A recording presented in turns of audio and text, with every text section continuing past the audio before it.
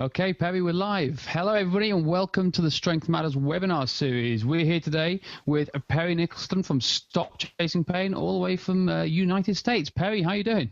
I'm doing great, my friend. Thanks for having me back on. I'm coming from the lovely state of New Jersey. Man, no, it's an absolute pleasure to have you back here, man. Like I was saying to you before, you must be sick to death of me hanging out all the time on Skype, podcasts, webinars, and everything at the moment. So I'm glad you're just putting it up with me, to be honest with you. But thanks for doing that. I was about to say it's probably the other way around. You know, you spend a lot of time with me. I can wear you out pretty thin, you know. So, but yeah, we haven't reached that point yet.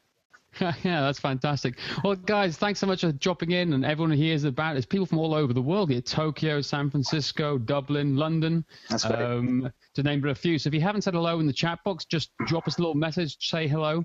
The way it's going to work today is Perry's going to do a little presentation here based on his Moving Beyond Mobility slides from the Primal Movement Chains workshop. So we're going to be getting that in a second, but just a couple of house rules here. If you've got any questions at all that you'd like to ask and want answered by Perry, if you can just hold on towards the end of the session, which could be about an hour long today. So if you can hold on towards the end of the session, just so we can make sure your questions do go to Perry, we can get them answered. So for those that don't know me, I'm James and the owner of Kettlebell Fever, and together we form the whole Strength Matters webinar series, which is the idea is to educate as many people as you can with high quality education information, trying to bring the health world and the fitness professionals together to learn under one roof. And we like to work with like-minded people like Perry to try and spread this message around the world. So for those who don't know Perry, and it's the first time meeting Perry, I'm sure a lot of people do know him, but Perry, can you just give a little introduction about yourself and who you are and what your background is, please? Sure, absolutely. Well, I was going to integrate that kind of into the webinar as we go along, but would you like me to do that first and then start? No, let's go straight into the webinar. If that's the case, man, let's go straight into the webinar. Sure. I'd say let's just dive straight on in there. All right, that sounds great, man. And then you'll be clicking the slides for me, and it'll be really exciting. So I'm excited for it. And please, with Q&As, if anybody knows about me, I'm open to answer any kind of question you want to throw at me, whether it pertains to what I'm talking about here on the webinar or anything else. So feel free to open it up at the end. Cool. Well, I'm kind of excited to have the pressure of pressing the magic button to click your slides, Perry. So whenever you want me to go, you just say when. All right, go ahead, man. So we'll start with the title slide here of Stop Chasing Pain, the Primal Movement Chains, Moving Beyond Mobility. That's a workshop series that I've put together that I've done several times here in the United States. And I'm very excited to come over to London in the UK to do that with the Strength Matters the day before that workshop series, to launch it outside of the United States. And there's a reason that I put this together in regards to stuff that I've come across over my 15 years of being in the trenches, working with people in chronic pain, because my background is as a doctor of chiropractic. That's how I started in the healthcare field. And then I really got kind of frustrated, to be honest with you, of why I was treating people, and they would get better for a little period of time, but they wouldn't stay that way, right? I'm like, why am I doing all these wonderful things to them, not just chiropractic, but some corrective exercises or physical therapy type stuff? And they were still getting the same things coming back. And then that led me down the road of really getting involved with human movement, of looking at, okay, how does the body move, and what are people doing when they're not with me in my office, when they leave and they live their life? And that was the I guess the secret ingredient that I was looking for, was human movement. And then I started to take that human movement even deeper and go into neuroscience. I'm like a brain geek, of looking and see what's going inside of the brain, and why do people do what they do, sometimes without realizing that they're doing it. So with my background, if you click the next slide there, you know, Stop Chasing Pain, that's my brand. So it's Stop Chasing Pain, I think, really speaks for itself. And I came across that name through a mentor of mine, Gray Cook, who created the functional movement screen, and some people on the podcast may know him. And I was at a workshop that he was giving, and those three words actually popped up on the screen. And I think this was about 8 years ago. Stop Chasing Pain, and I'm like, that's it. That's the catalyst. That is what I've been looking for. So I went up to him and I asked him, I said, hey, great. Do you mind if I use that name for my business? And he said, no, absolutely. Go ahead. So I ran home and did a Google search and tried to see, crossing my fingers, that anybody had that domain name. And luckily nobody did at the time. So I took the Stop Chasing Pain domain name and then trademarked it as well. And the logo is kind of cool. I got that made up by a patient of mine who I helped, who was a graphic artist. And my mantra is that the pain only tells you that there is a problem. It does not tell you what it is. Very rarely does X mark the spot of pain. Sometimes it does, and you can treat where it hurts, and you can rub it, you can put a shot in it, you can do whatever kind of modality or therapy that resonates with you, and everything works great. But in my experience, that very rarely happens, and people fall into that chronic pain. And with me, as a chiropractor, I was doing a lot of mobility stuff, chasing mobility, joints that lock down and restrictions in soft tissue, and we'll get into that a little bit later.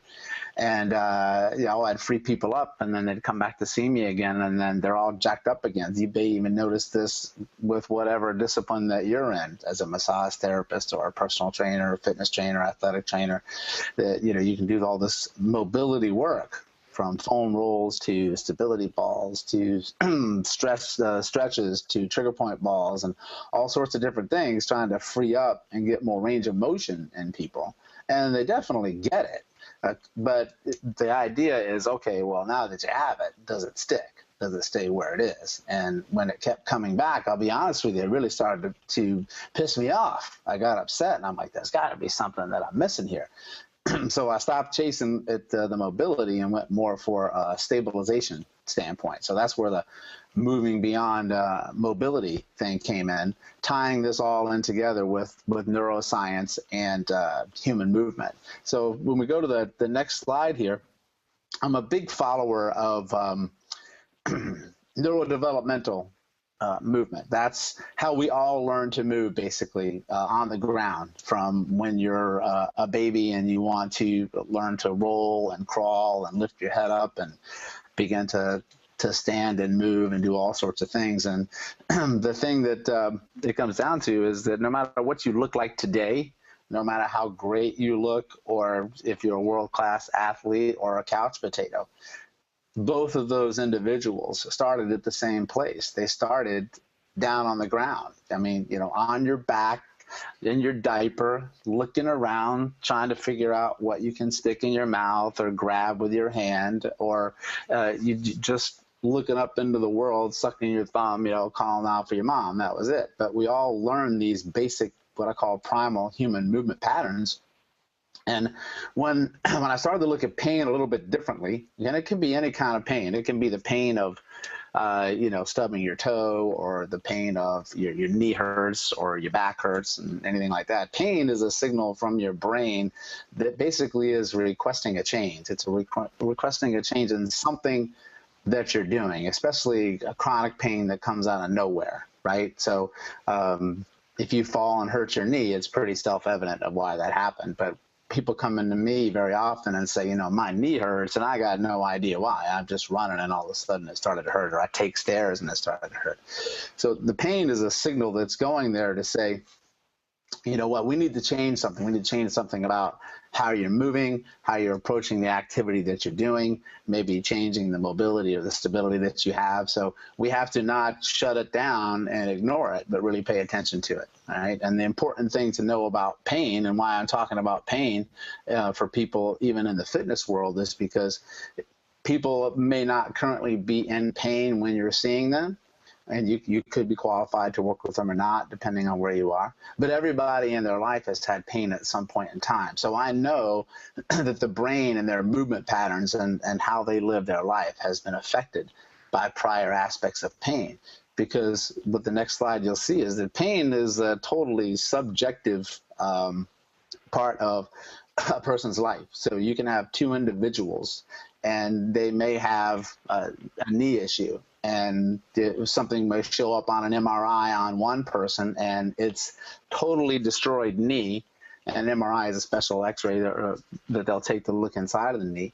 And they'll say, well, that's news to me, man. I don't feel any pain at all. I mean, it doesn't hurt me, but it's news to me. And then you have another individual who can barely walk, and they'll do an MRI, and they can't see anything structurally on in there. So pain doesn't relate to objectively what you see on films or evaluations. And it also depends on that person, that individual, with their life, how they've come to deal with pain. So it's hard when you're working with someone to know where do they actually sit on a pain scale, because I can have a Navy SEAL who has got a broken leg and he's going to push through stuff. And I can have one guy who has got a hangnail and he wants to not lift today. So the pain is subjective. But when I see you move, the movement is a key factor. The movement reveals some dysfunctions that you might not even know that you have. And that's the beauty of when I teach the primal movement patterns, is that we get you into things that people might not normally look at you in these particular patterns. So we're going to teach you and show you how to look for very subtle clues, or what I call revealing the compensations and the cheats, because everybody attacks the body, which is obviously what we want to do. We want to look better. We want to feel better. We want to get more range of motion and stuff like that. But the chief function of the body is just to carry the brain around. So anytime that we're going to be working with someone, either from a pain perspective, or if we're working from changing their physique or their body, we've got to get past that mental mindset, right? I mean, you're going to run into that of somebody who mentally just doesn't think that they look good. They have low self-confidence, low self-esteem, okay, or that's going to translate over into whether they're going to be able to, one, complete a program that you're going to design for them, or whether maybe they're going to quit when they go through it. And you can have the best program designed in the world, but if you don't take into account that individual's brain, that individual's past history, then I think ultimately they're going to be set up for failure. And it's the same thing when we look at pain. I mean, pain from anywhere in the past that somebody's had is it's stuck in there somewhere, right? It's recessed back in there. And say, for instance, if somebody got hurt doing a squat 15 years ago, I can promise you, if they come in to see you right now and you're doing an evaluation, just say, okay, let me just see how well you can do a squat. They may not have pain and complain about it, but I can guarantee you the brain remembers that episode 15 years ago and has reprogrammed some things of how this individual moves. And we need to be able to spot that so we can take these breaks off movement that people have that they don't realize they have. So when I'm talking about primal, put the next slide, you can click, James, is what do I mean by that? I mean, I think that's kind of like a buzzword now where people are getting to, primal rehabilitation, primal movements, getting back to training with just your body, limited amount of equipment. But primal to me means something that everybody has. It's subconscious in how you are doing and how you are moving, but you don't understand why you're doing it. So if we can get into a subconscious level through certain movements, we can spot that. And it's fundamental patterns as well. So when we put you through these movement patterns, and I'm going to show you some of them here, I do it on everybody, whether it's the 85-year-old person who wants to come on in and just move a little bit better, or I've got a 17-year-old athlete. They're all going to be doing these movement patterns. And primal means survival. So your body's got one goal in mind when you're doing anything, is it just wants to not get hurt. It doesn't want to experience pain. It actually doesn't like to work hard at all. Your brain likes to cheat anytime it can to get from point A to point B. The idea is to expend as little amount of energy as possible and let me get this done and not make it hard on myself, because who the hell wants to make it hard on themselves? So people override that subconscious part of the brain with that conscious effort of, I'm really going to push myself until like I throw up, right? But innately, the average person, okay, is just going to be saying, I'm not going to be going anywhere near that because I want to make this easy on myself. So if we keep in mind that this is programmed into every single human being, we can learn to tap into that and get them over these hurdles that they're in of hitting a training plateau, where instead of going harder, faster, stronger, longer, that we regress them back and get them into some basic primal movement patterns down on the ground that can be very challenging, but we can also get over that hurdle of them as well from a mental aspect. So if we go to the next slide here, the one thing that every single injury has in common, no matter whether it's a hangnail or a stub your toe or a knee, is it's going to affect how you move. That's the biggest common denominator on that. And every single human being you're going to run across has had pain. So I know they've got some type of movement dysfunction. They just don't know it yet. And it doesn't necessarily have to be pain. Pain is only one indicator of dysfunction. Another indication of poor movement patterns is they hit a plateau. They just can't get beyond a certain sticking point of maybe lifting a weight, getting over a weight barrier, or performance and durability in their sport beyond just the technique aspect. So you're going to have coaches and people that work with individuals that show them, okay, this is the ideal way that you should be able to do a golf swing and have nice technique. But if you don't have the fundamental tools to be able to get that range of motion or that stability and the body parts to sequence that to do a swing, you're only going to get so far. So you're going to need both of those individuals, especially when you're working with elite athletes, technique coaches, but then you need movement-based coaches as well. And with the next slide, this is one of my favorite quotes by a dancer, Martha Graham. I work with a lot of dancers, because dancers move a lot, and they go especially in patterns that most people don't get into, which is rotational patterns, and they're getting different changes and what we call level changes from high to low, and working in this spiral pattern of injuries that happen. And movement never lies to you. So, I mean, I can be with a person and they can tell me things. They may lie right to my face and omit something that happened to them in the past because they don't want me to know about it, and they don't want me to take them out of competition, or they may not tell you this hurts because they don't want to alter their training program. But a lot of it is just something subconsciously that they've blocked out.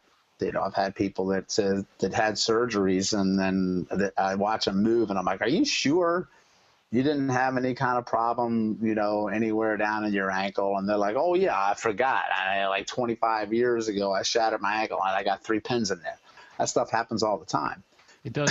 It's like and I'm sure a lot of people out there right now have had exactly the same thing and experienced like something somewhere will come up. Oh yeah, I've got like 5 pins in my hip, or I've got something in place. It always happens every day, and it's always a good thing to go back and that's why I really like the slide you got here. I think everyone out there, if you can write this down right now, movement never lies. I think that's an absolutely fantastic quote, and it helps form a foundation of when you're assessing people just to work on. He goes, look at the movement first, and I think that's fantastic.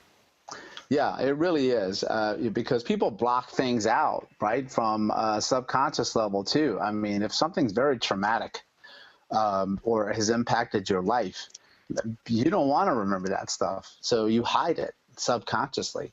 And when I watch somebody move, I can really see how they feel about themselves. I can see how they feel about themselves from a self-worth level too. I mean, take a look at somebody who is depressed or having a rough day, or maybe they have low self-esteem, an overweight teenager, for instance, which I used to be. I was a fat, overweight kid. They're not going to walk tall. They're not going to walk with their shoulders pulled back, their head pulled back over their shoulders, and nice thoracic spine extension opening up to the world, because that is vulnerability. They curl into themselves, and they curl in for safety and stability. I'm back to that word stability again, which we're now going to call safety. I want you to think of the word stability as safety, all right? Because that's all it means, is I just want to be safe. I don't want to be hurt mentally, emotionally, and physically. So someone will round forward when they're depressed, or they'll round forward if they have low self-esteem, and it stays with them. Or it's a survival reflex from direct trauma. I mean, if somebody's wailing on you and is going to punch you, and you see these people down on the ground, right, they curl up into a ball. Or professional boxers, you'll see it. They're in the ring, and if they're getting their clock cleaned, they curl up into a ball to get more stable. And it's the same thing with automobile accidents. The people put their hands out in front, or they curl up for safety. So when you see people who have a trouble with an overhead squat, for instance, that is ultimate opening yourself up to the world and its ultimate opening up into extension. There's no way in hell they're going to be able to get into that. Yes, because they may have some mobility restrictions, but mobility restrictions, that's not rocket science. That's not hard to go after. I mean, I can get anything to move better. I mean, that's not the difficult part. But what we have to get down to is why do you have the mobility restrictions in the first place? And it's not just about age, okay, or past injuries. That's only a piece of the puzzle. But now that you know about safety and stability, that's going to be an emotional factor as well for that. So when we talk about the overhead squat a little bit later, we'll break that down a little bit. So, but also movement never lies with athletes, big time professional elite athletes. I watch them move through some of these big patterns, and we may put them through, say, like a functional movement screen, for instance. Some of you may be familiar with that. It's Gray Cook's program, and that's just putting you through basic human movement patterns, okay? And you can have X, Y, Z system. I really don't care. They're all the same. It's just human movements. I mean, somebody just tapped the name on it, but a squat's been a squat since people had to go to the bathroom and they didn't have anything around but woods, okay? So it still applies. It's definitely interesting when we talk about movement and in the squat and everything as well. Like Roger McCarthy, who's the educational director here at Kettlebell Fever, he's working with a number of high-level athletes, from triathletes to rowers. And it's interesting, he's working specifically with one rower at the moment, very powerful rower, very high-level, top Olympic athlete. But when he's always suffering from injuries, and when Roger brought him in and had a look at him, it's the guy who's got a big back squat on him. However, the moment he gave him a 8-kilo kettlebell and asked him to break parallel with a goblet squat, it absolutely smoked him. He'd never moved into that range of movement before, ever. And it was a whole nother mindset. It'd be good. I'll try and get you at some point to try and talk to Roger and discuss that, because it's been a fascinating tale of where he's taken him to at the moment, just from getting his movement right and the performance he's getting now in the water. Right, exactly. So, one of the things that we do when I work with people that are bigger, faster, stronger, harder, longer, like elite athletes or people that do these CrossFit programs or Ironman stuff, people, if you've been working in the industry long enough, you know that these athletes are really good compensators. They're very good cheaters, and I always use the phrase cheater, pumpkin eater. That's a big phrase out here, that, they're gonna push through things. They're gonna power through things, and it'll look efficient to you because it happens very quickly, or it happens very, very fast, which is momentum, which is a sign of poor stability. But when you slow it down, which is one of the big things that I teach through movement assessment or exercises, all hell breaks loose. I mean, things start to pop up and pop out. And that's why if you get an athlete down on the ground and get them through like a rolling pattern, which is some of the stuff that we'll cover. And rolling pattern is just something that you did as a kid where you had to go from your back to your stomach and your stomach from your back. I mean, these babies didn't bench press and deadlift and squat to be able to roll. They just had to sequence patterns together. They had to have like a domino effect of everything priming together to really move efficiently to get you over. And you have to use what you're supposed to use. So I can get the same athlete that can, power through and deadlift like 500-600 freaking pounds, man. I get him on the ground, the dude can't roll over. He's like a fish out of water. And so the whole premise for me is that if I can help that guy roll better down on the ground, which he'll be sweating his ass off in 3 minutes, okay, that it's going to take the brakes off something that he's been trying to push through higher up with the power muscles that he sees. So the primal chains themselves, the next slide, are basic patterns of human movement that we're going to look through when we go through some subsystems I'm going to show you. I apologize for how this transitioned over. I'm a keynote Mac guy, and when it goes to PowerPoint, sometimes it gets all messed up. But you're going to have these primal chain patterns of you got to push stuff, you got to pull stuff, definitely got to twist. Twist is the biggest thing. That's the pattern that I work in a lot with people. The helical patterns, the rotational patterns. That's kind of the secret sauce, I say, for cleaning up all the other patterns. And we got to be able to lunge, squat, bend, walk, and what I call level changes, step up, step down, and do all those things. So when we do some of these primal movements, we're mixing a lot of these things in together with one movement pattern. as we go along, especially down on the ground. So when we look at mobility and stability, I mean, some people may be familiar with this next picture, or if they follow the work of Greg Cook or Mike Boyle, who's a very big strength and conditioning coach over through here. Do you know Mike, James? Do you know Mike Boyle? Yeah, no, I've seen him. I've seen him on Strength Coach quite a lot. I've never met him in person. He's someone I'd love to meet and probably, maybe hopefully bring over here one day. But yeah, I've followed his work for years, and he's definitely a pioneer in what he does and thinking outside the box. Yeah, I mean, he and Gray actually got together, and I really think it was like they were sitting around having a beer at a bar or something after they spoke together at like a Perform Better Summit, and then they came up. That sounds like very good, Gray. I mean, yeah. I mean, tell me probably some of the best things on the planet we've ever come across have been a couple of people sitting around having a beer together, right? Yeah, absolutely. I remember sitting around talking to Gray once and asking him how the whole functional movement screen came about, and it was over a beer. And I just loved his story about how he ended up getting kicked out of this old people's home because he made all these people move around, and they were like running around causing havoc, jumping in each out of each other's beds and causing all sorts of problems. That was a fascinating story, and it's definitely one to have over a beer with Greg Cook, I can assure you.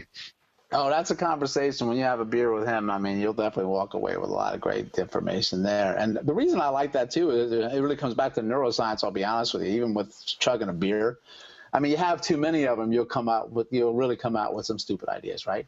But when you have one or two, what it does is it helps you get out of your own way. Right? So you start to think things a little bit differently. Instead of being down in the same path, you say, I never thought about it this way. So they put together a mobility stability continuum. And basically what that means is, okay, let's talk about what mobility is and what stability is.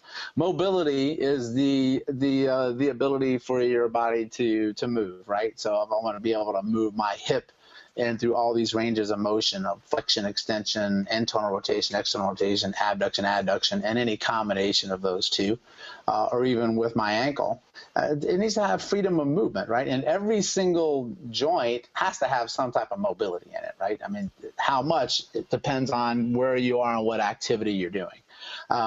So mobility is the ability to move. But then you have to have stability, and stability to me is the secret, because I chase mobility. I've chased mobility for a long time. But once you get that mobility, can you control it? Can you be able to reel it back in and get it to where it's efficient? And every joint has to be stable too. So there's a mixture of mobility and stability in every joint, but their contention is that some joints have to be more mobile than others.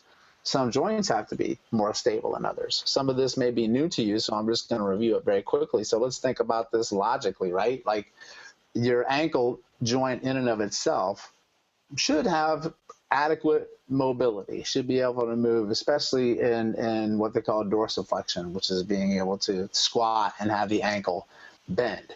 And if for any reason whatsoever you lose some mobility in that ankle, and it could be from past traumas, I promise you, if you twisted and sprained your ankle 20 years ago, you probably lost some stability, some mobility in there. Then that mobility that you've lost, your body's going to have to take that up somewhere else in order for you to be able to move. So it's going to cheat. And what it's going to do, your brain is going to say to itself, okay, Perry wants to do a squat here, and I really don't have the motion in my ankle to give him what he needs. So here's what I'm going to do, man. I'm going to cheat, and I'm going to adapt. I'm going to survive, and I'm going to make myself safe, because if I go into that and an ankle doesn't move, I'm going to freaking get hurt. So what it may do is it can say, okay, knee, I know you don't want to move a lot, but guess what? You got to do the work of moving for the ankle.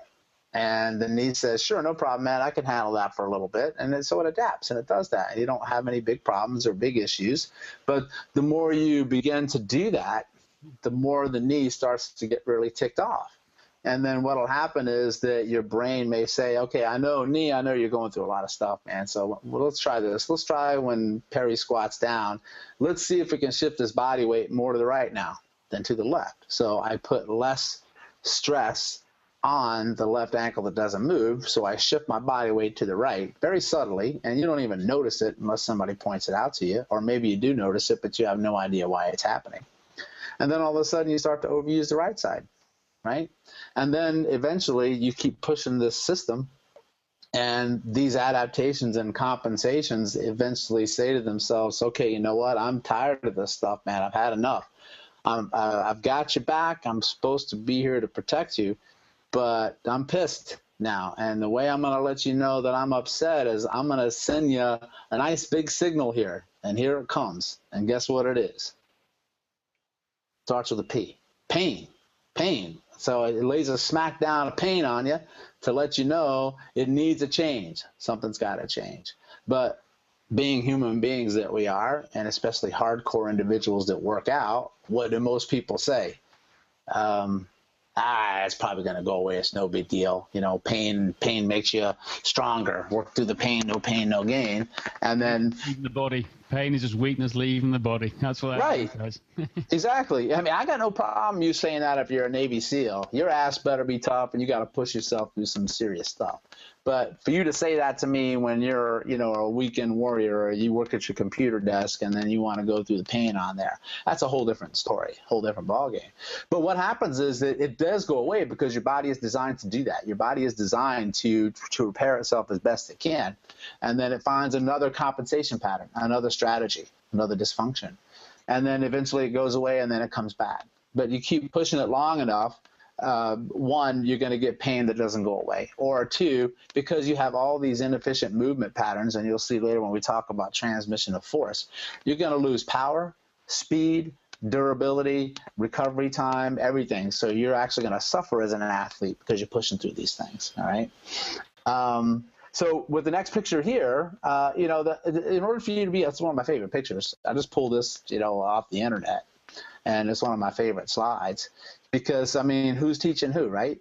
I mean, the little dude on the left, he owns that shit. I mean, he's got it, and and people say, well, you know, he doesn't have all these years of wear and tear and all these past injuries and stuff like that. And I'm like, okay, the guy on the right, if you look at him, what's a couple things that we see on him? He's got some external rotation on down on his feet. And he definitely has a problem in his thoracic spine, right? And if somebody says, oh, well, the guy on the left hasn't had this tough life. The guy on the right been through a lot of stuff. And I'm like, okay, well, let's flip the next slide and answer this one for me, okay? Why in the world?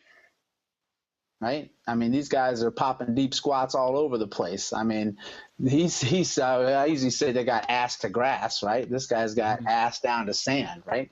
But these guys up at the top right, they're hanging out, deep squat. That's the culture, right? I mean, who knows what they're doing there, but I guarantee you won't see 3 adult men doing that in the United States. No one in hell.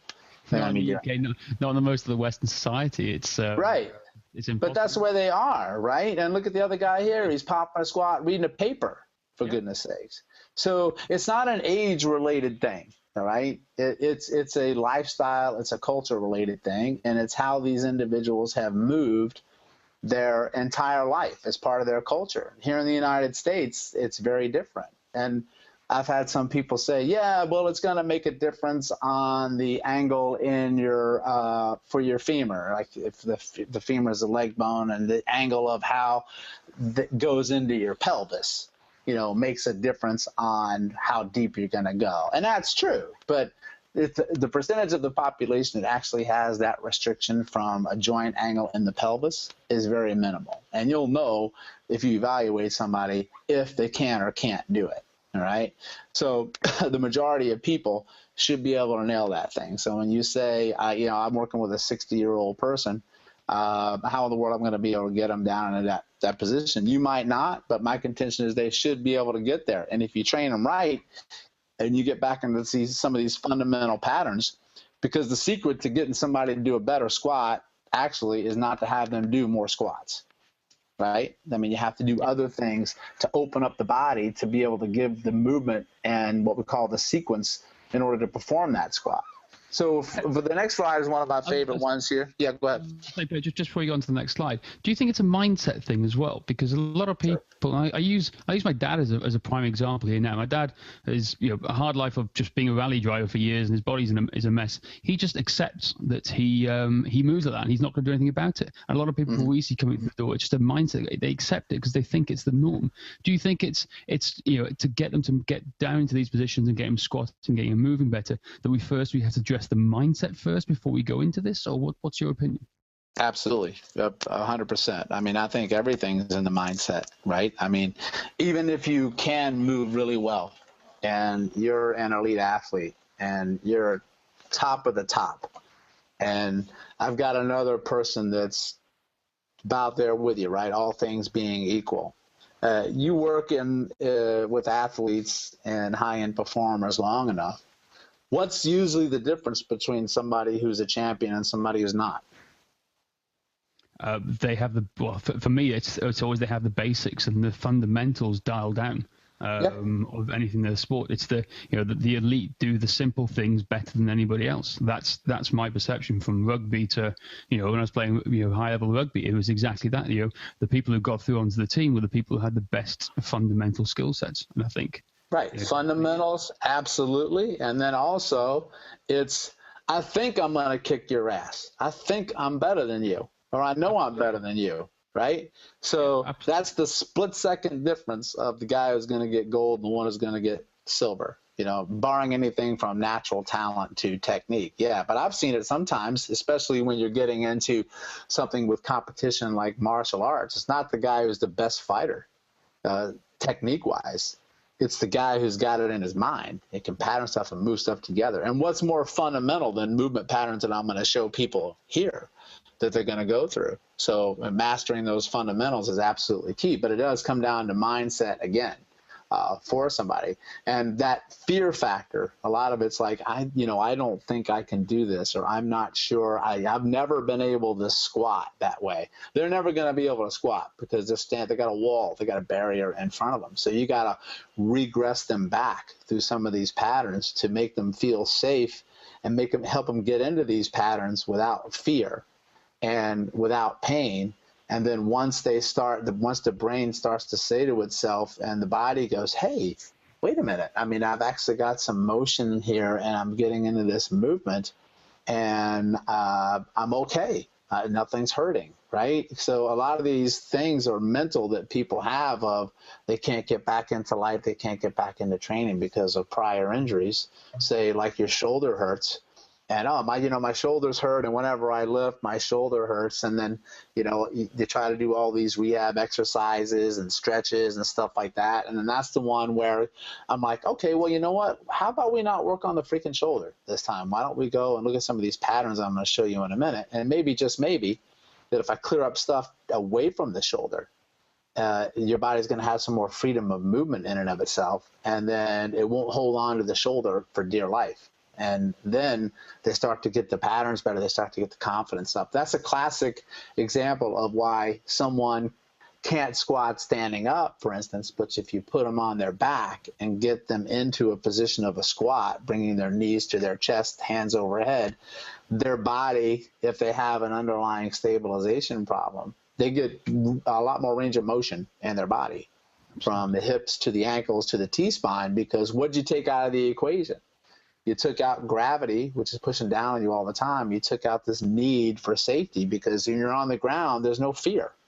I mean, you're not going to fall. You're not going to get hurt. Absolutely. So, I think fear is definitely a big aspect. And if I just my own personal story with back problems and back spasms over the year, just before I discovered any of this and speaking and learning from the likes of people like you, Perry, it was, I went through about 10 or 12 back spasms in about 4 years. And I kept on seeing different people. And the one thing that I discovered very quickly was, everyone has said to me, hey, you need to keep moving, keep moving, keep moving, keep moving. So what did I do? I was just walking around all the place until one day I realized and just thought, hang on, I need to go into all fours here now and go into my hands and knees. And suddenly the pain was starting to disappear. And then, like you said, it came back to me just crawling around on the floor. I was able to move without pain. And I put it down, like you said, to the fear factor. Even though I'm only 5'9", the head and the brain's a long way away from the ground when you're standing up. take that away from you, it makes a big difference. And that's just my own personal experience. It is. So, I mean, you have to take that into account with everybody with movement patterns. A lot of that is the fear factor, without a doubt. So, because the brain rules the movement road, it really does. I mean, because if you don't have a brain, you're not moving, you're dead, right? I mean, the body parts are all there. So let's look at what is the ultimate controlling force in that. So, so with the next slide, stability is the ability to control and transmit force. That's all it is. So you've got to be able to absorb the forces that come into the body. You've got to direct and disperse it when it enters the body, generate force away from the body and be able to release it. That's how you move, right? So think about gait. If your foot hits the ground, it absorbs the force from the ground. It direct and disperses it up into that strike foot, up the leg, up and across the body into the core to generate the momentum to pull you forward, and it releases from the opposite side of your body. So if you have a stability problem, you have lost the ability to do that. Somewhere along this line, you can't absorb, direct, disperse, generate, and release efficiently, and then stuff gets stuck or released in the wrong place, and you get what we call energy leaks. Energy leaks is where pain is. So, you know, stuff is coming out of an area that's not supposed to be coming out of there. All right, and let's go to the next slide here, and I'll talk about, you know, mobility, stability together. And the conclusion that I've come to is that, you know, stability is something that's not stiffness, okay? For people that really over brace and they look like they're a walking billboard when they move, that's not stability. That's over bracing, and that's a lack of control, all right? So the body is never static. It's never just in one space. I don't believe in static posture. I believe, because if you're breathing, something's moving, okay? Just because you can't see stuff moving in your body doesn't mean it's not going that way.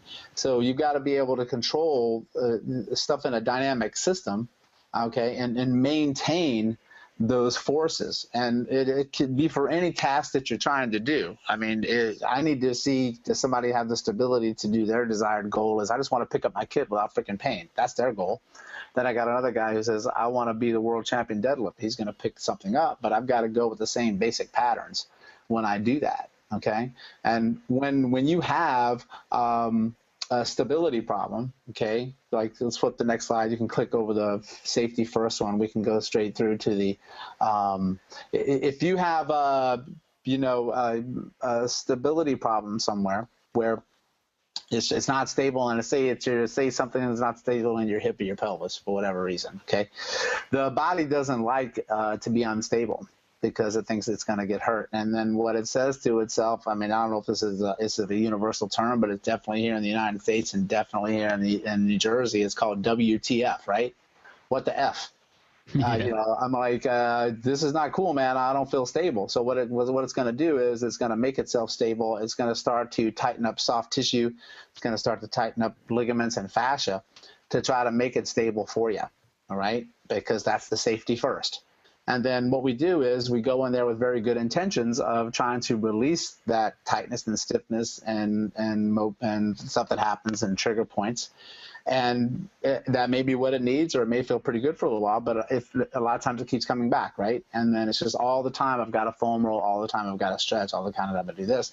And then eventually the body says, okay, well, I'm going to up the ante. I'm trying to protect you here with the soft tissue. So now what I'm going to do is I'm going to jam the joints together and make it stable. So, I win. I'm going to take your femur bone and jam it into your pelvic bone and make your hip stable whether you want it stable or not. And then you have a lack of mobility, okay? So to me, a lack of mobility is a stability problem you had long before you got the mobility problem. And yes, you got to release the mobility, no doubt, okay, as much as you can, but you better look for, search for, and lock in and find out where's the stabilization issue that caused the mobility problem to lock down. So that's why if you free up the hip and you just pop somebody off and say, okay, let's go work out, you can make it worse, because the body doesn't have the ability to control that new range of motion pattern, and the brain says, WTF, I don't know what to do with this stuff. So you get too much motion, and then it just goes right back and tightens up again because it wants to be safe. You know, it's like runs back to mommy and says, protect me, lock down again. So that's the answer I was looking for as a chiropractor, is why do I have to keep popping these joints? Why do I have to keep doing these things and it keeps coming back? because it's not a mobility problem, it's an underlying stability problem. So I started going after stability right where they may need it in the hip. But then when you look at these cross-body patterns, there's other areas you got to look at too. It's never just one spot. So with stability, we need to look at, when we do some training on it, to have it be subconscious, to where you're not over bracing to make yourself stable. So you can have an individual who does an unloaded squat and it looks great, and you have another person do an unloaded squat and they're holding their breath and they're going, you know, I mean, they're getting down deep, but how are they getting there? That's what I want to know. So if you're rigid, you're not able to instantaneously adapt to stuff that happens. And that happens on the field, because life and the field is chaos, man. I mean, you can be walking along and shit's just going to hit you from sideways. So you got to be able to adapt to that, okay? And that's called movement variability. You got to feel safe stepping outside your comfort zone in life, but also with movement. And I don't care how strong you are. Strong does not transcend that you're reflexively stable. You know, I got guys that can pop a kettlebell over their head and do a freaking beast, you know, and then I'll get them into a small position on the ground, and then I'll do some perturbation, which means I'll just have them and I'll tap them a little bit on a side or something and throw some chaos into the system. They fall like a brick. I mean, they fall over like that. So, you know, if I can improve that reactive stability to outside forces, then my contention is that I can help you with your loaded movements that you do later. And that's what we're going to focus on when we look at the stuff with stability and primal movement change. So momentum is something that I look at a lot. And I'm going to teach what's called the 4-second recoil effect when I work with people. So the next slide you go to here, James. The speed is a cheat. So if you go through basic human movement patterns I'm going to put you through and you go fast, that means you don't have the ability to do it from where you need to do it. So you use speed to cover up dysfunction. So slowing people down to at least 4-second movements when they do it is vastly different take that you're going to get, all right? So you should be able to eventually get to speed and momentum. But I'm going to say, okay, well, if you can raise your right leg up in the air, and most people do it quick, fast, and in a hurry, and then I say, okay, we're going to do it again, we're going to slow that stuff down a lot, then it looks vastly different. So my contention is that if I help you do the slower movement more efficiently, then the faster movement is going to be even more efficiently. So speeding through movements covers up a lot of stuff. So slowing things down and really getting in with your brain to feel where stuff is coming from, where patterns are coming from. So with my initial assessments with every client, I put them through, it's not about 20 movements that I put you through, it's just 3 or 4. And I slow it down, and I really want to see how you do, but I want you to communicate with me what you're feeling, but then I want you to feel it for yourself. And then say, okay, if you're doing this pattern, you can't do it, then I'm going to say, now I want you to do it any way you feel you have to complete the movement that I'm asking you to do.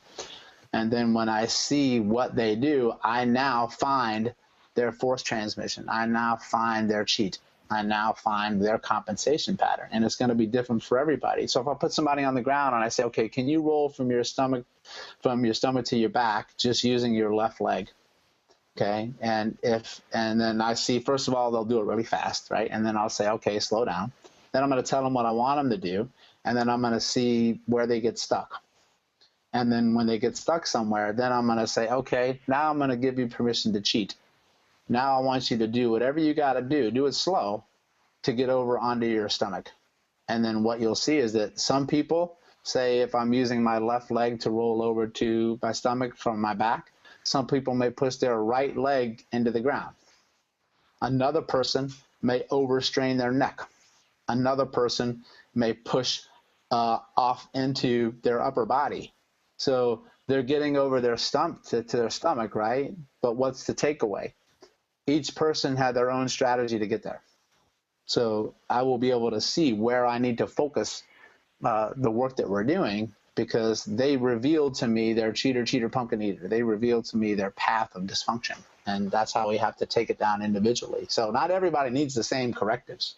I mean, it's great that we have corrections for single leg stance and overhead squat and rolling patterns, but just because it works for you doesn't mean it's going to work for the next one that comes on in. And for you to make that mistake is really big. I mean, see that in rehab. You know, if your knee hurts, you go and you do the knee rehab exercise sheet. And I'm like, no, you can't, because what's the difference between patient A's knee and patient B's knee? It's a different freaking knee, right? And it's a different person. So anatomically, it may be the same because that's how we learn it. But I can promise you, the person's life history that brought him into my office is different than the other guys. And he's going to move differently. He's going to compensate differently. That make sense?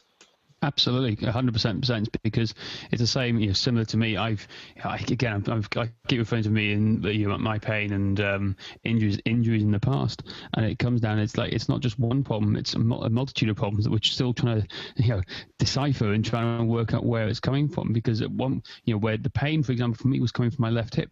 But it wasn't the root of the problem. It was, we had to chase it around the whole body to try and work it out, and it's ended up being more in the right oblique now and the right QL.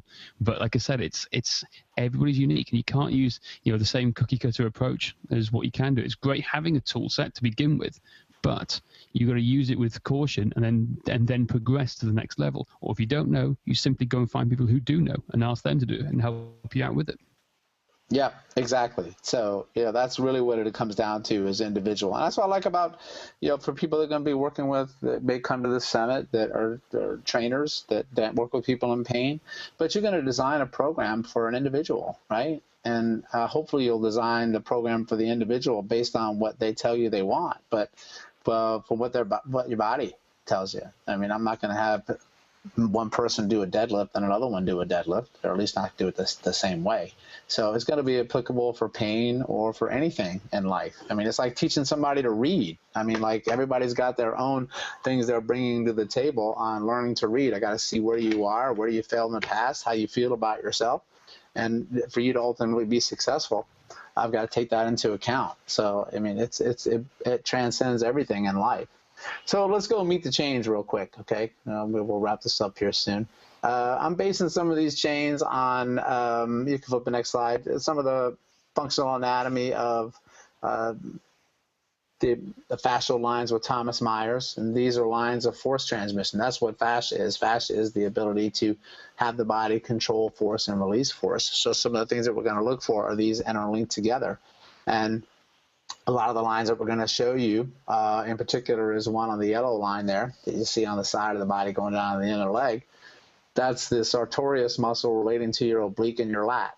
So that comes into a pattern when you're down on the ground as a kid and you bring your knee up towards your shoulder. And so that's going to make a difference when you squat. Because what happens if you squat and that right knee caves in? Well, maybe it's caving in because the rest of the line up top doesn't work efficiently. And I can see that if I get you down on the ground. And my favorite muscles in the body are the obliques because they control a lot of stuff. They do flex, they side bend, they rotate. They got to work in pairs on either side and on the same side. And they attach to every single one that you're looking in through here fascial-wise. And walking is supposed to be rotation, and the obliques are something that nobody looks at because, one, they never hurt, so nobody's ever said, "Doc, I need to see if my obliques hurt." It's usually somewhere else.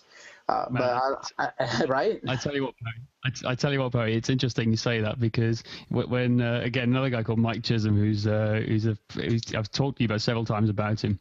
The one thing he does a lot of work on me is getting into my right obliques. And if anyone says their obliques don't hurt, when he has a look at it and digs into it and gets it starting moving again, man, it's not pleasant at all. But it's my sticking point. And anyone out there who's listening, not looked at their obliques and everything here, it's the obliques and getting them functioning and getting them back online is my biggest sticking point. And it's been a revelation, just getting them moving and getting them back online and functioning again. So it's a huge area that people like you said don't look at and don't treat. Yep, exactly. And I'm going to be able to see that when I watch you through all these patterns. Okay, so that they come in through, and just because the obliques look good doesn't mean they function good. I mean, I'd kill for Brad Pitt's obliques, but, you know, I'd like to see how he rolls. Actually, I'd like to see how Angelina Jolie rolls. That's you just beat me too. Then I'd much rather see that, Barry. But so if you flip the next slide, this is some of the stuff that we look into. You know, I mean, these are basic kind of crawling patterns, reaching patterns, and you know that right there that you look at on the top left, that's what we call a bird dog in my world, where opposite arm, opposite leg reach out, and you got to have stability and stress in these chains. And then you can see on the bottom all these transitions going into gait. I know you know, I talked yesterday about, you know, the Jeff Dupert and his book that he was dealing with, and they're going through all these you know, primal patterns and reset patterns, and some of the stuff that we're going to go over because they're fundamental to different things that we go through. And the next slide is the one I was telling you about before, of that line of the leg coming up into the lat. I mean, look at that picture there. I mean, you see the neck is involved with that, but his right knee is up, his right elbow is down, so he's stressing the lat, the oblique, and that sartorius muscle right in there. So if I get you down on the ground and I'm going to say, okay, do this position on one side and then do it on the other side, I want to see what happens. And then I can compare one side to the other side and look and see where there may be some dysfunction in there. And then we teach you some resets on it, which I'll show you very quickly in a minute, the program. And then the idea is to repeat the pattern. So, you know, I don't want to have you in the corner doing 30 minutes of corrective exercises. I don't want to have you doing 30 minutes of corrective exercises in my healthcare clinic, much less when I'm freaking training you. I mean, you know, what are they coming in to see you for, right? So, right. And the next one, you know, we get you into rocking patterns. It's one of my favorite patterns. It's a cute little baby girl, but that's a squat, right? What does that look like? It's a freaking squat is what it is, right? And then just looking, and when we see somebody do that, we're going to look at the position of the head, what they're doing with the foot and the ankle and the hips, and how you can move the hips. And basically, you know, this position, this rocking pattern is priming you for a push-up is really what it is. So if you look at the next page here, this is what we do. We kind of get you rocking back and forth. And then so I can load up your shoulders and load up your core to see how you might perform with a push-up and what's going to be happening from your body. And I change that picture up a little bit. I do a lot more with the ankles and stuff like that. But we'll show you some prime patterns to look for and increasing mobility, and then get you into some of these patterns. Because I know these have done well for you from the book that you've been doing, right? Absolutely. Like I said, going back to me, my life involves being in front of a desk most of the time, and just doing some of the basic stuff from the original strength book. If anyone does get a chance to read it, I do recommend it. It's a fantastic read. It's you know, back into simple rocking, and like you said, you know, it's the basic fundamental patterns, and it's helped a lot. Really has helped a lot. And I know it helps a lot of other people too. So. Yep. And the next one that's called a diagonal side sit. So I mean, you need your obliques with that one, right? And then the neck, of course, rules everything. So we're going to look at that, but we get you into some transitional patterns for that. So these are the ones that I get people down on the ground for, because I just want to see how they get up on one side compared to the other side. And if I can make those as close as possible, I'm not looking for total balance. I mean, that's not the goal. Okay. It's just to see if we can get them as symmetrical as possible for that individual. So the things that I'm going to be integrating. I was going to say, Perry, just to help the people out there who have come across this work for the first time, why is it so important to be symmetrical as opposed to not have any asymmetries in the body? Well, I don't even believe that. I don't go for that, because I don't think symmetry is attainable, and I think for most individuals it can be a detriment, because your body's adapted in some way, shape, or form, and I think there needs to be some asymmetry there, especially if you have anatomical issues. Some people have what's called a structural short leg, one shorter than the other. They've had scoliosis, okay, or they've had to adapt to something for their career, their occupation, or being an athlete.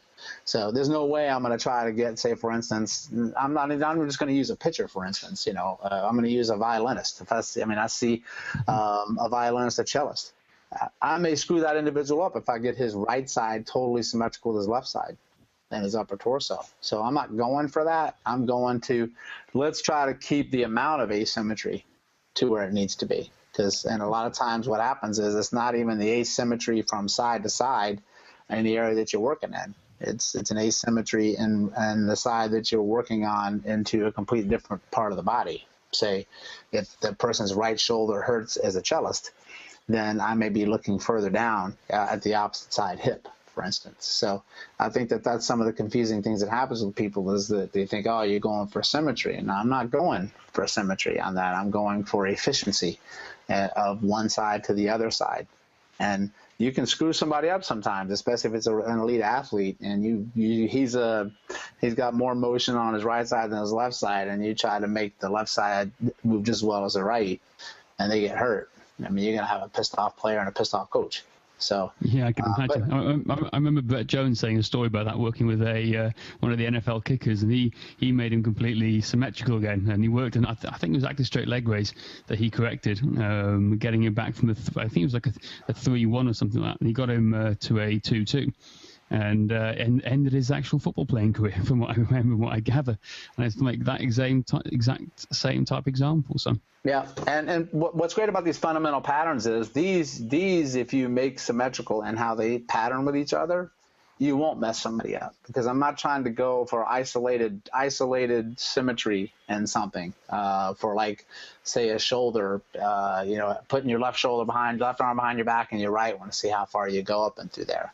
But I can get patterns of across the body as symmetrical as possible with stuff, and then that can help improve that shoulder without actually working on the shoulder itself. So these fundamental patterns I'm going to show you in a minute, and that's why if you help them move more efficiently, because it's more than just one isolated area, then you can help somebody move better and not have the risk or as much of a risk of messing somebody up.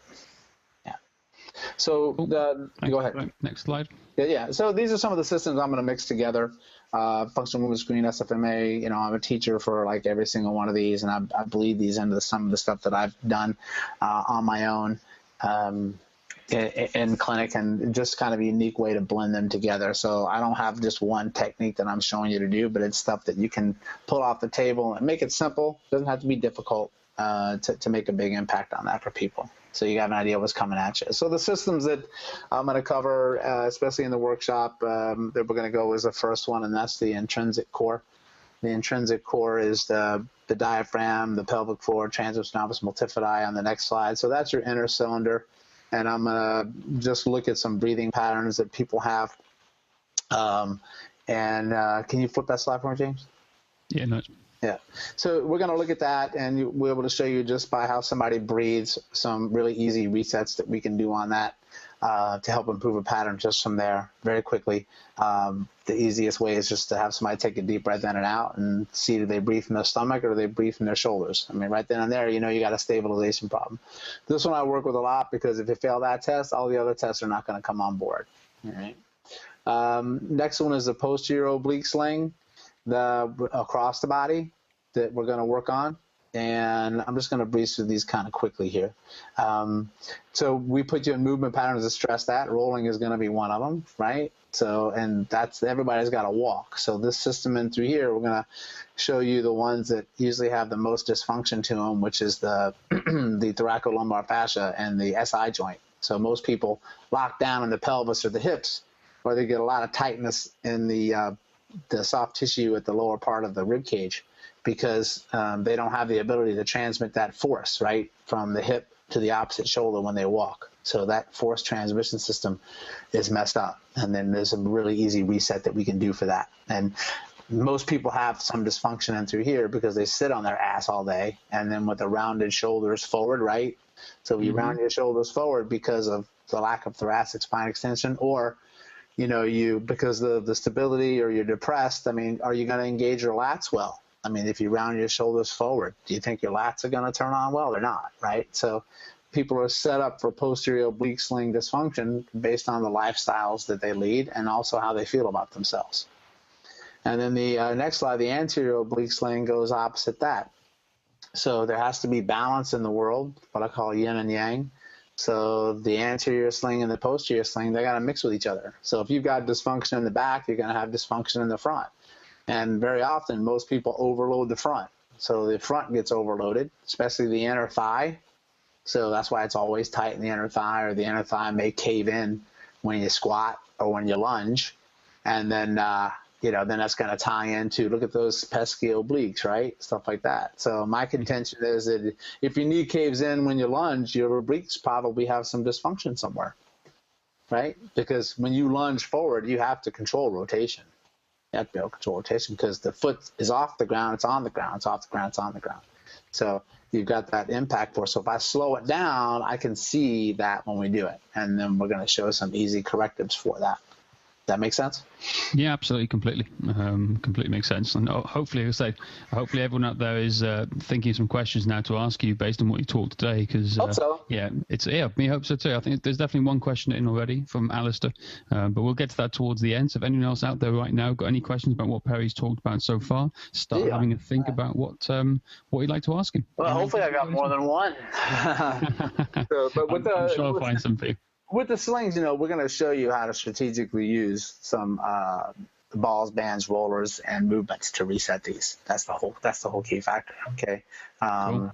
So, and with the anterior oblique sling here, so let's say, for instance, let's give you when we get to the rail system later on, I'll show you an example of one of the subsystems. And the lateral subsystem is a big one. This is a huge one. And again, the inner thigh comes into play again. That's why the inner thigh is such a pesky thing. And this is the ability to just keep one leg off the ground. And it's really big with human gait. So you said for you had a problem with your quads, radius lumborum, and your oblique and everything like that. Mm-hmm. So, that's one of the reasons why. So if I can look and see with this system, some of the primal patterns that we put somebody in, how this functions from one side to the other side, then we're going to teach what's called the rail system to be able to reset these very quickly with one or two moves. And the deep longitudinal subsystem is one of the most important ones, and that relates a lot to people who have high hamstring pulls in the back of the hamstring, or ankle injuries, knee injuries, and back injuries, because this is one of the primary ones that transmits force when you increase foot strike. So not just walking, but into running.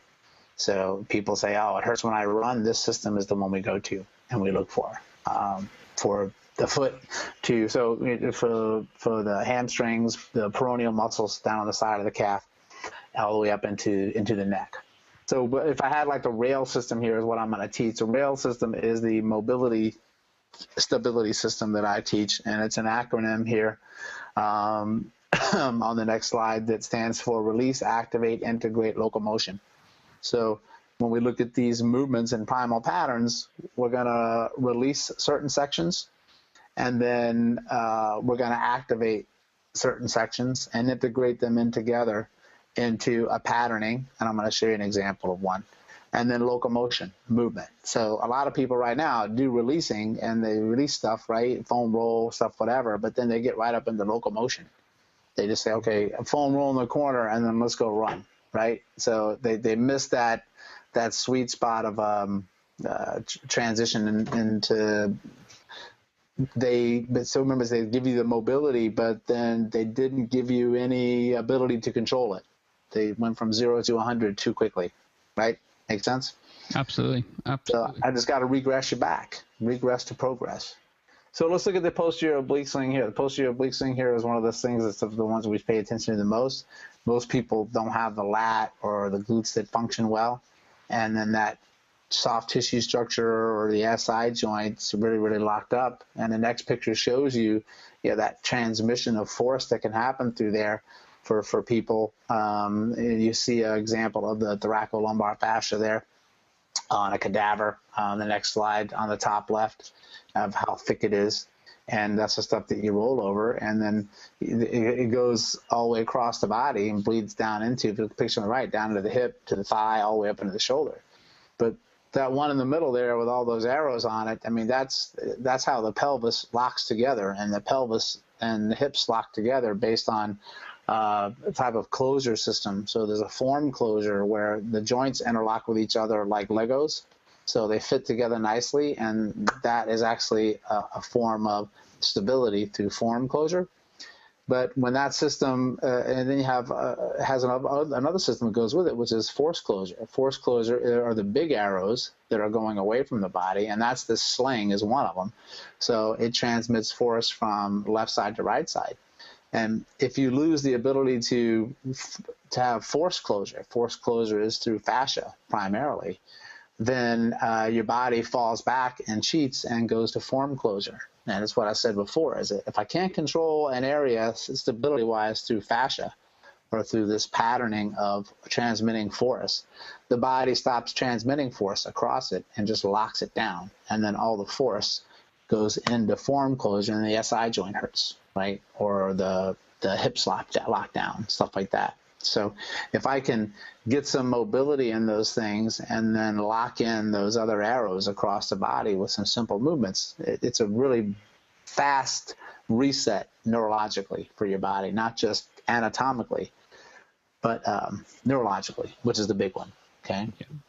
So I would reset that and maybe get you down on the ground and get you to roll or crawl after that, you know, like something simple. Have an athlete say, what are you kidding me, doc? Going to make me touch my freaking elbow to my opposite knee? Give me a break. Go out there and make me throw up, right? I'm like, well, that's the biggest problem. I think, you know, most people, you know, the public perception is that they want to come in and they want to get hot and sweaty and feel like they have a good workout. And if they don't get it, it may not be what they want. But that's what they want. That's what they think they want. It's trying to find that good balance as a fitness trainer to try and get it here, get what they need, but also trying to get them what they want at the same time. Because if you don't give them what they want, sadly, they will walk away and you lose money. Yeah, I understand that too, totally. But also too, if you think about it like this, is that if you do these pattern resets, you don't have to waste a lot of time over in the corner doing all these activities, and you know the idea behind corrective exercises is eventually not to need to do them. So if you always have to keep doing them, something's wrong. So you get these primary resets, and then it's only doing like, hey, let's just do one or two of these, or let's mix them in with your workout, and as part of a training program. And then, but when they can't do these very well, I mean, it is a workout for them. It's hard. Absolutely. I got a guy who sweats his ass off trying to roll, and you know he's just dying. And then you do these resets, and then you just go. So I understand that from people. So you're going to mix these two together. But when you do these patterns, you don't need to be doing 50 exercises as opposed to one or two, because it's fundamental patterns of movement that you want to put them through when you do it. Right. So yeah, that's the idea. And, you know, get somebody into crawling, but get them into it the right way. Just because crawling is good doesn't mean you put a new person on the ground and say, okay, you're going to bear crawl across the turf and back. I mean, that's stupid. I mean, I could have them crawl in the corner real quick and then work them up to it when they go. Absolutely. I think that's a good point with crawling as well. It's like you see it all the time. You know, crawling is the buzzword because it's such a fantastic, not just only an assessment tool, it's a great corrective tool as well. What people tend to do now is they think it's the buzzword. So what do? Everyone's crawling, but if they focus on the speed, how fast can you crawl? How much can you crawl?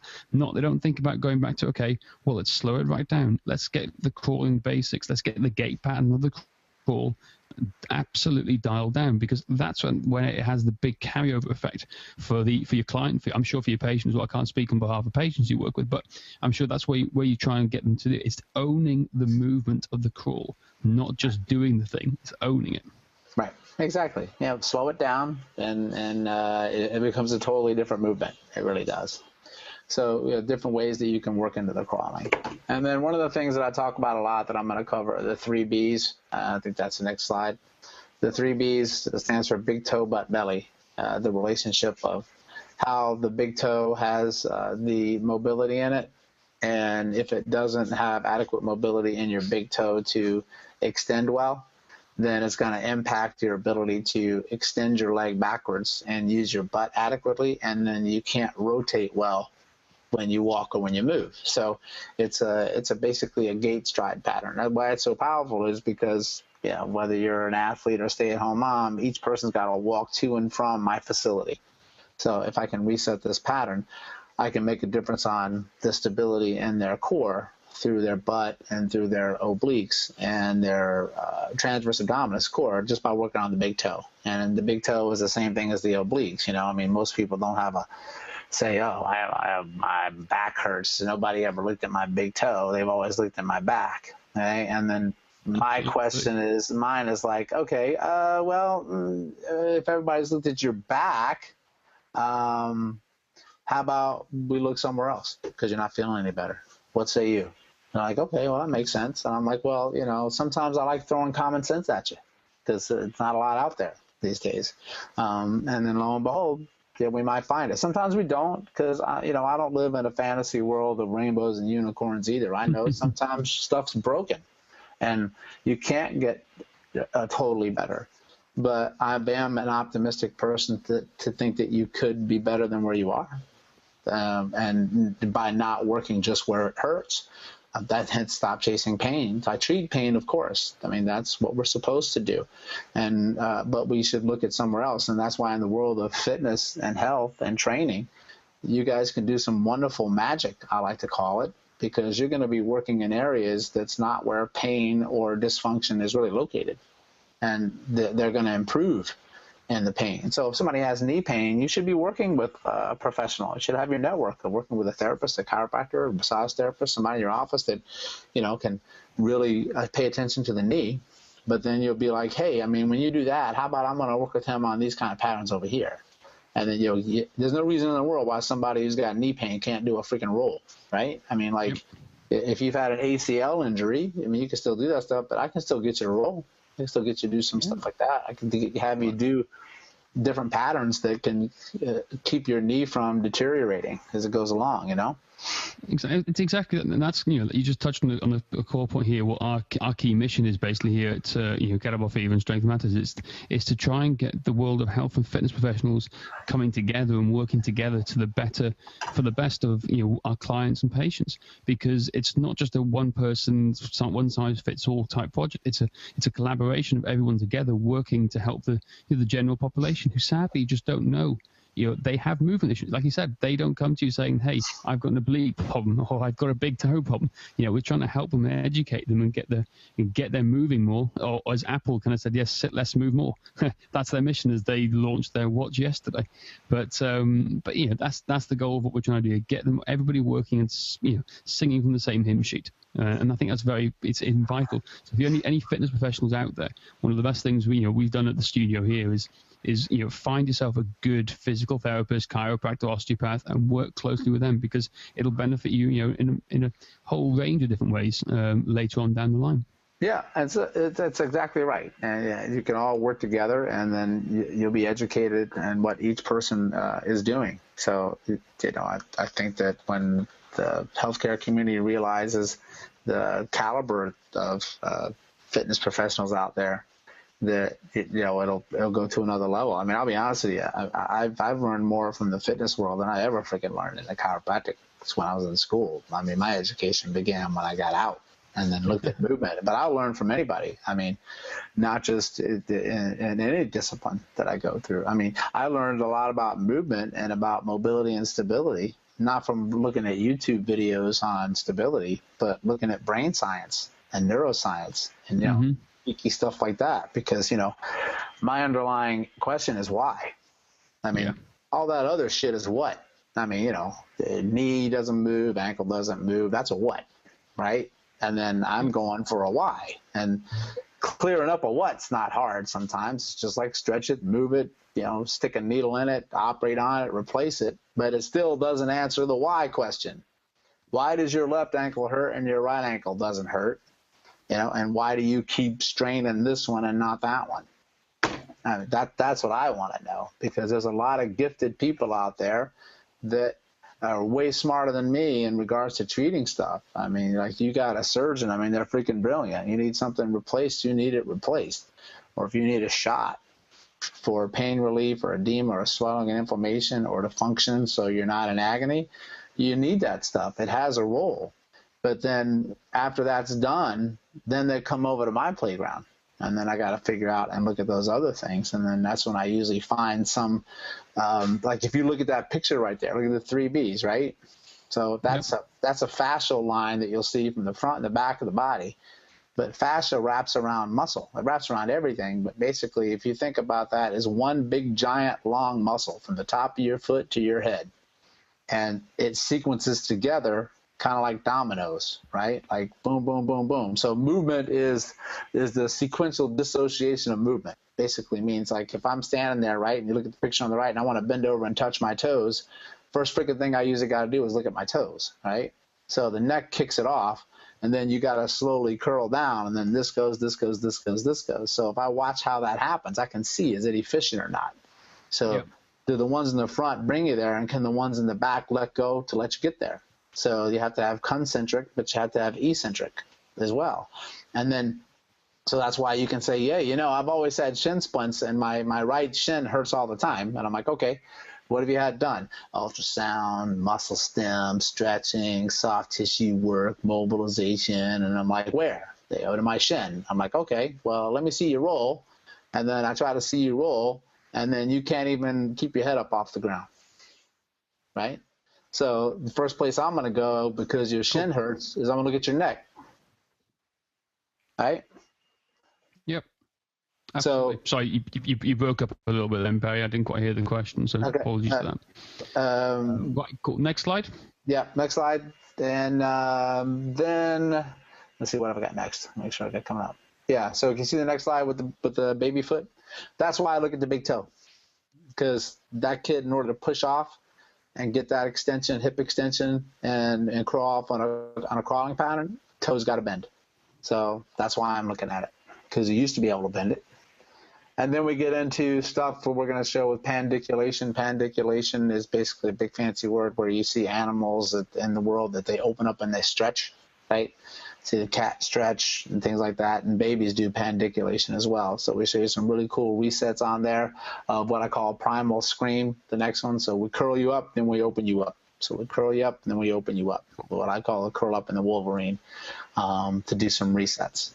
So it's really, really cool when you mix them together, and they're fun as well, because part of training should be fun, not just going through the motions on different things. And so, you know, I've been working with people that are in the trenches and stuff and a long time, and then you can have these programs and these ideas that are really, really great, okay?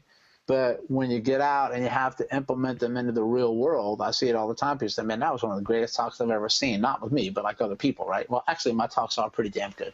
But when I've been somewhere and they're like, dude, that dude was really smart. But they say, I don't know how I can use that shit tomorrow. I don't know how I can implement it, because it doesn't carry over into real life situations, especially maybe if you got to work in a group setting, or you only have a certain amount of time to work with somebody.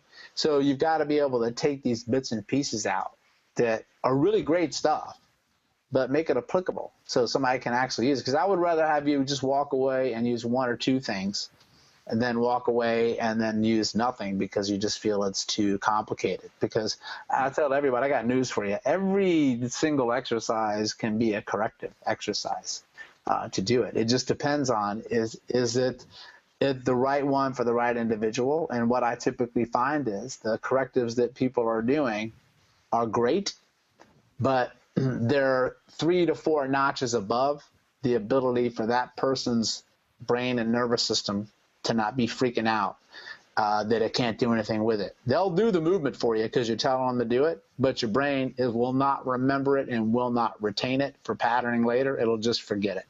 Yeah. The brain gets overloaded, you know, on the whole range of different things. From, you know, the brain will just become completely overloaded if you just give it too much information. And like we talked on the podcast yesterday, simplicity is key. You know, it really is, like as Da Vinci says, it's the ultimate sophistication. And it's the same when you're working with people. You know, if you're giving them homework going away with, keep it simple, keep it really simple, because you can build on simplicity. You can't build, you know, if you try something from the very start, then there's no hope of coming back.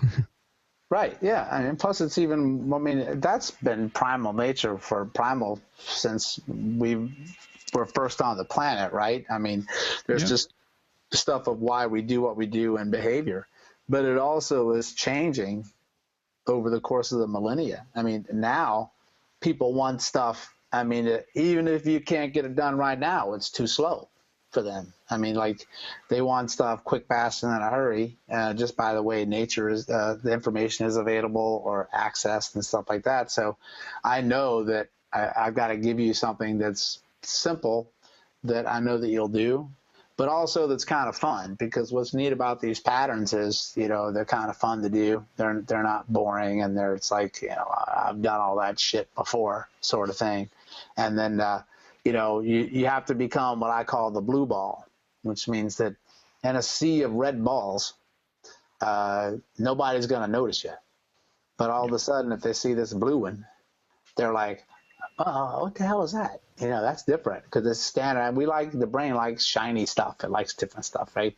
But the red ball is whatever your profession is, like chiropractors, or a trainer. So, I mean, for me, there's chiropractor on every corner when I'm going around there. That's a red ball. Why the hell am I going to pay attention to a red ball? They're all the same. But if I've got something that's different, or if I stand out a little bit by the stuff that I'm going to show you or the stuff that I'm going to do, then all of a sudden I become the blue ball. And you can go wherever you want with that joke, but that's what we want to do, is to be able to stand out from people in ways for helping them get to their goals, but also standing out for us. I mean, so we can become successful because, you got to run a business too, right? And then you don't want to be, I'm not going to go see that guy, man. He has to do an hour of correctives in the corner. I mean, if you want, that's cool. Some people do that. I mean, but you have a very select niche of people that you want to work on, right? Absolutely. And let's see, I think that'll wrap it up to the end that, people, hopefully, you can follow me on all my stuff. You can click on Stop Chasing Pain, and that links you to all my social media stuff that's tagged up. But I'm pretty much on all the social media platforms linked to, and you can see more about that. I've never ever seen you on social media ever before, Perry. I need to get finding you, obviously. I'm a newbie, right? But you can see stuff about the Primal Movement Change Workshop. There's a section on there that breaks down hour by hour and what we're going to cover and topics. And hopefully I gave you a little taste of it, so you walk away wanting to have a little bit more, but learn some stuff that you may be able to apply with it tomorrow. A thought process. And then I've got more coming up. Pick and host those anytime, but I really hope you can make the one that I'm doing with you guys in November. Yeah, no, exactly. Let's just actually talk about that a little bit now, because if for those of you who are unaware, that Perry is coming over to London at the end of October, the 31st of October to the 2nd of November. He's going to be speaking at the headline speaker at the Strength Matters Summit. It's the event we've put together over the last 18 months, and we're trying to push it really, push things forward in the industry. For anyone's out there who's been to a fitness expo or a conference of any type in the past, where they've just seen a whole load of stands and people trying to sell you protein powders and the next fads and everything, we just want to try and find people like us who want good quality education. So the whole thing about the Strength Matters Summit is getting health and fitness professionals together in the room in a high-end conference style meeting where we just talk about education. How do things go? And we're going to cover a whole range of topics, from not only just education on how to work with your clients, but also to work with your business as well, because the two things, in my opinion, come hand in hand. We have, as fitness professionals and people trying to spread the word of good quality movement and good practice, we have a moral obligation to try and get the word out there to as many people as we possibly can. And so in order to do that, we need to have a good solid foundation with our business too. So like I said, it's trying to bring everybody together under one roof to network, share, and grow with their business, and also help out their clients at the same time. So with Perry, we've got a whole load of other people from Andrew Reed, from one of the authors in Breaking Muscle. We've got Mike Chisholm, who's I can't wait for Perry to meet, actually, because he's been working at the high end of sport for quite some time, and squirreled away, working at the very high end of Olympic athletes here in the UK. And also with the Red Bull Formula One racing team. So we can't wait for him to come and speak, and for you to meet in Perry as well, and a whole range of people. So for anyone who's interested in coming along and taking part in Perry's Stop Chasing Pain, the Primal Movement Change Workshop, that takes place on the 31st of October. And he's also speaking at the summit on the 1st and 2nd of November. So if you want more information, go to www.attendstrengthmatters.com. or simply go to kettlebellfever.com and get in contact with us that way. Perry, there's a couple of things. I think there's a couple of questions just come in that we'd love to ask you. Sure, go ahead. And talk to you about. And then, so the first one is from Alistair McKenzie. Mm-hmm. He's asking, what assessments do you use for oblique function or dysfunction? That's a great question. I mix a lot of disciplines in to some that I've been using before I got into movement, and I really just start first with looking at static posture. So for instance, I'll have somebody take their shirt off, right? And then I'll just look and see how does one oblique structure look compared to the other one, the external to an internal. And then I'll have them I'll palpate too, I'll touch. So I'll touch the internal, external oblique and check for tonicity. I mean, is it hypertonic? Is it mushy, what I call loosey-goosey, right? And how they compare with each other. And then what I'll do is I'll put them through some basic isolated patterns. Okay, can you side bend to one side for me? Let me see how that goes. Can you rotate and turn? Because I'm checking the components of each one, and then I'll mix them up with that case side bend and then flex a little bit or rotate to the side so I can see how efficient that looks, how comfortable they look. Because I really look at the person's face, and sometimes you'll see the WTF look on the face. Like I'm going to ask them to do something, and the brain is trying to figure it out. That's a sign of poor movement patterning and poor stability. And then if they can't get as far on one side than the other side, then I'll say, okay, why do you feel like you can't get that way? And then I'll say, okay, get yourself there. And then I'll see how they'll do it. And then I can stress the system a little bit more. And then I can even do some muscle testing. Like, I'm a big believer of the pot-off press, which I'm going to show some there. That's PALLOF, and that's where you can see if they can hold anti-rotation. Can they control me pushing them away from center? And there's many different ways. Once you know the actions of the obliques, that you can look and see how they pair together.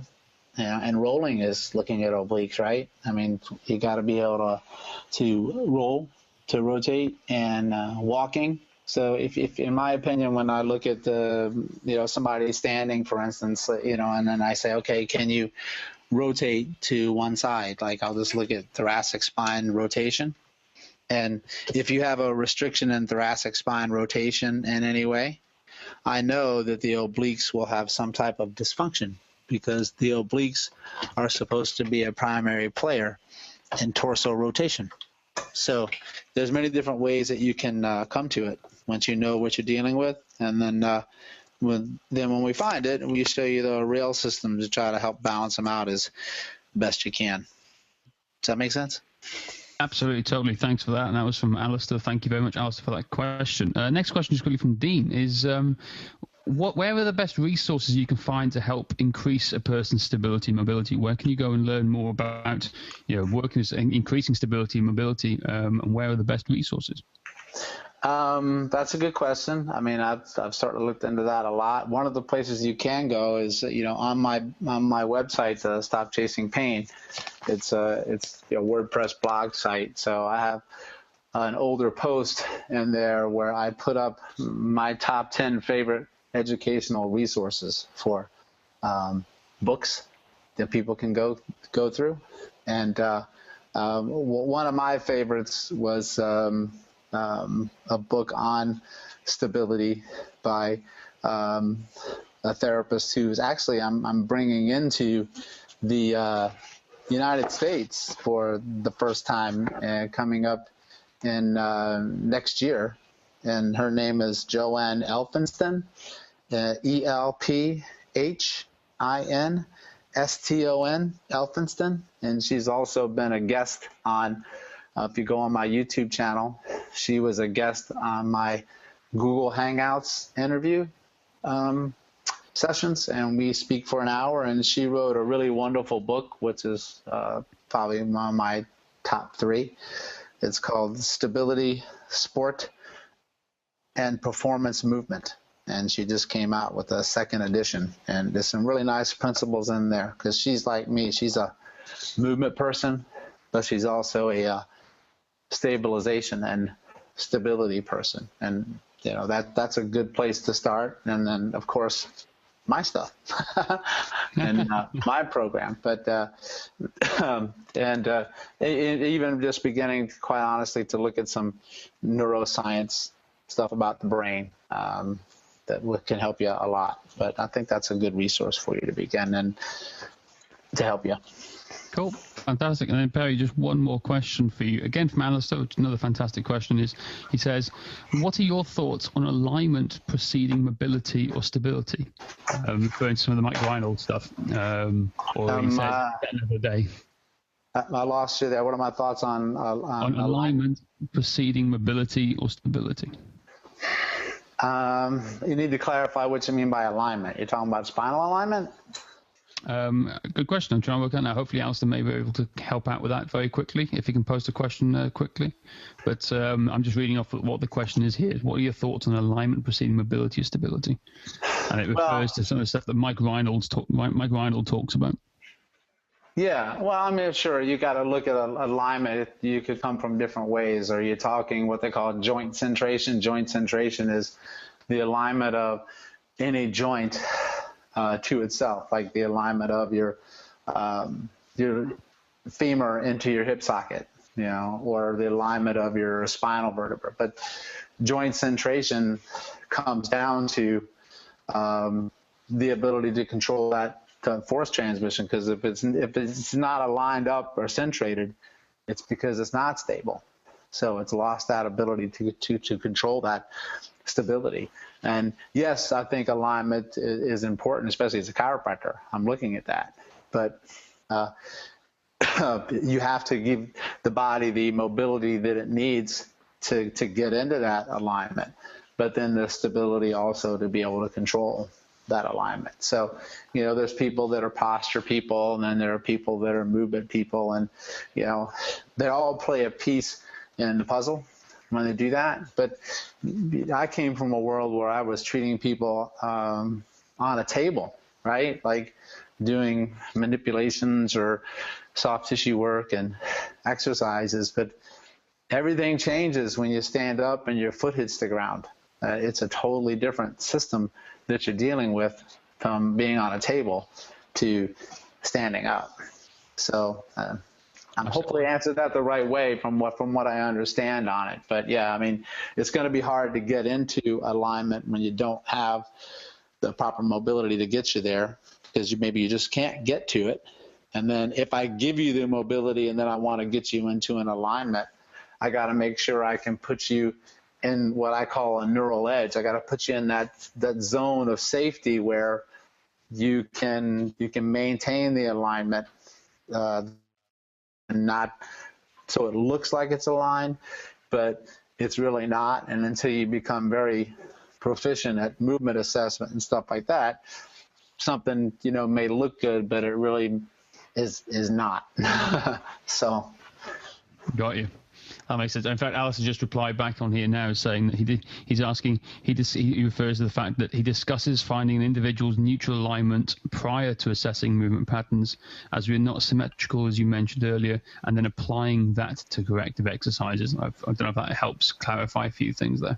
Yeah, it does. Sure. I mean, because, I've got all these, you have to base it on the individual. I mean, where is that particular person at? And their alignment or what they've dealt with. So, I'll definitely take that into consideration, and all these patterns and stuff like that.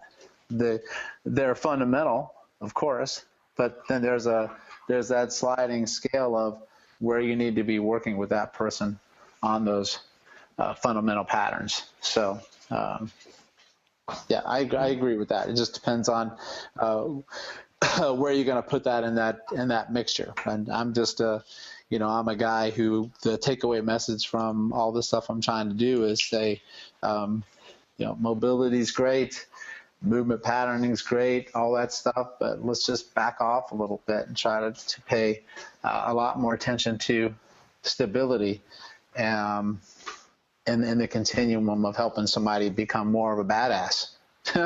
That's it. Absolutely. That should be the world's mission here, to make everyone completely badass. I like that. That's my goal. But just from me, on behalf of everyone here who's listening in on today's webinar, a huge thank you for giving up your time. We planned for an hour and we've suddenly almost hit 2 hours. It's just been crazy. It's gone flying by. Well, I can see that happen yesterday with the one you did. Yeah, it goes fast. Yeah, I'm so sorry, man. It's becoming a bit of a habit with me now, isn't it? Every time you get on the phone and chat, I just keep you for hours. Like I said, you'd be sick to death of me by the time you come over here in London in October. But like I say, just a huge thanks from me. Really appreciate you come on here and talk to us a little bit about it. And for those, again, guys, you want to come and see Perry over in November in London, attend strengthmatters.com. That's what the website. You'll find out everything about it and learn more. But also as well, like Perry, I think we haven't mentioned as well the fact you're one of the founding authors for our new magazine, Strength Matters. So it's great to have you on board with that as well. So, exciting times ahead for all of us, I think, trying to spread the word of good quality movement and good quality education. Absolutely, my friend. And I thank you so very much, and to everyone who took the time out of your day to tune in and hear stuff that I'm passionate about and that James is passionate about. And it's going to be a lot of fun. And I can't even thank you enough for giving me the opportunity to become involved with your great organization and everybody. Thank you. No problem at all, Perry. So any last words you'd like to say? Do you have any last comments and thoughts you'd like to leave for the day? No, I think we went on pretty good, man. I think, we, as I said before, there's a lot of information that you have available and I have available on our websites that people can come on, and feel free as well that people can message me directly. And if you have questions or comments or anything, feel free to reach on out. I'm always available. Cool. Likewise here, guys. And again, thanks for everyone for listening in. Really appreciate your time listening to both of us babble on for quite some time about what we're both passionate about. But like I said, if you want any more information and get involved or find out anything more about our webinars or the summit coming up in October, www.kettlebellfever.com to find more information about the magazine, the summit, and also everything else that's going on in the world of what we want. So, guys, thanks so much. We're going to sign off now. So goodbye from me. So goodbye, and goodbye from Perry. Bye, everybody. Thanks again, James. Take care. Bye.